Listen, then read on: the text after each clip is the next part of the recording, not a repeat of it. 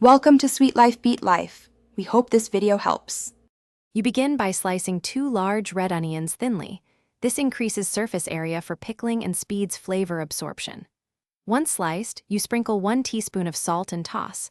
The salt draws out moisture and softens texture. Leave for about 10 minutes. Meanwhile, make a basic brine. Combine 1 cup white vinegar, 1 cup water, and 1/4 cup sugar in a small pot. Heat just to dissolve the sugar. You do not need to boil, because a gentle simmer concentrates flavors without harshness. Once the brine is warm and the sugar is fully dissolved, add aromatics: 1 bay leaf, 1 teaspoon whole peppercorns, and 1/2 teaspoon cumin seeds for traditional warmth. You drain the lightly salted onions, squeeze out excess liquid, and pack them tightly into a clean, wide-mouthed jar so the brine will contact all slices.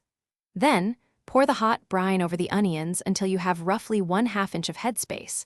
Press down to remove air pockets. Make sure to cool to room temperature before sealing. Once sealed, you should let the jar rest at room temperature until cool, then refrigerate. The onions are edible after about 1 hour, but reach peak flavor after 24 hours.